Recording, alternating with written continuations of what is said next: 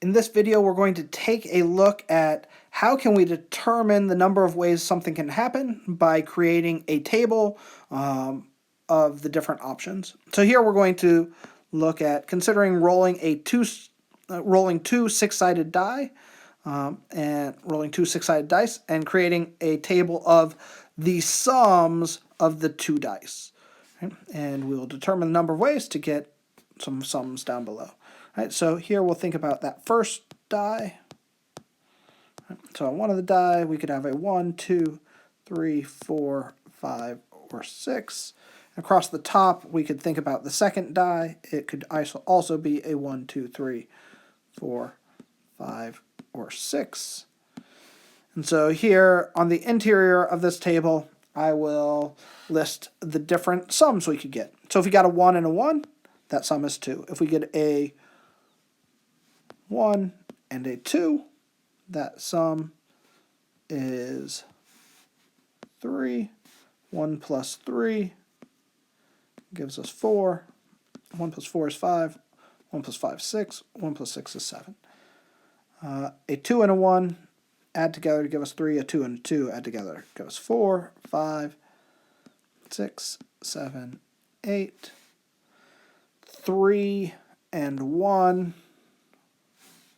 add together to give us 4. 3 and 2 give us 5. 3 and 3 give us 6. 7, 8, 9. 4 and 1 add together to give us 5. 6, 7, 8, 9, 10. 5 and 1 add together to give us 6. 5 and 2 add together to give us 7. 5 and 3 add together to give us 8, 9, 10, and 11. 6 and 1 add together to give us 7. 6 and 2 add together to give us 8, 9, 10, 11, and 12. And so, if we wanted to identify how many different ways could we get a sum of 4, what we're going to do is we're going to look at the table, the interior of the table. We're trying to find a 4, and we see those 4s occurring right here. There are 1, 2, 3 different ways to get a sum of 4.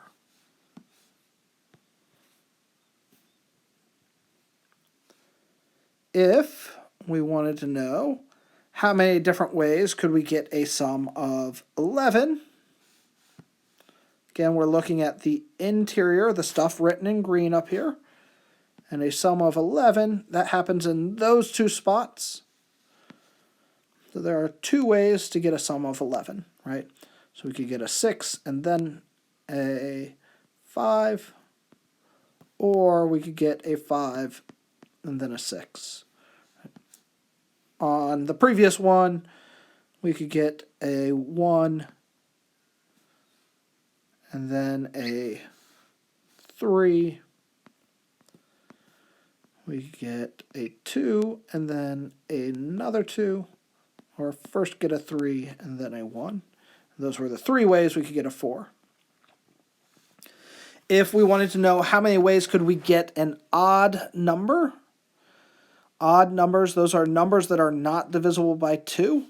And so our odd numbers here would be 3, 5, 7, 9, 11. So we want to add up all the ways, or what's the total number of times that 3, 5, 7, 9, or 11 show up here. So we have 1, 2, 3, 4, 5, 6, 7, 8, 9, 10, 11, 12, 13, 14, 15, 16, 17, 18. So 18 is the total number of ways that we could get an odd number.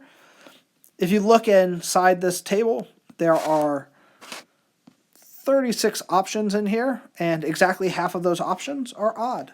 And so that's maybe not surprising. If we want to know how many ways could we get a number that's between 6 and 15, so since we say between, we haven't said we should include these. We're looking for something that's above 6 but less than 15. So 7, 8, 9, 10, 11, 12. It would also include 13 and 14, but we never get a sum that's that large. 12 is our largest sum that we get. And so if we go through and count all the times that either a 7, 8, 9, 10, 11, or 12 show up, we're really looking at all of this portion.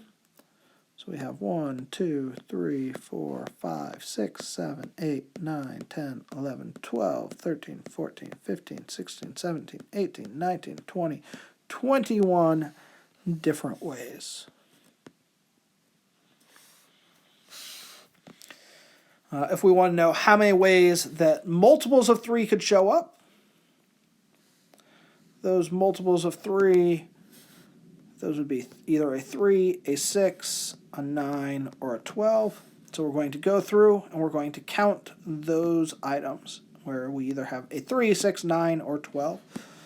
So we have 1, 2, 3, 4, 5, 6, 7, 8, 9, 10, 11, 12. 12 different ways that we can get a multiple of 3. And that is how we can create a table and use a table to determine the number of ways that a pair of events could occur.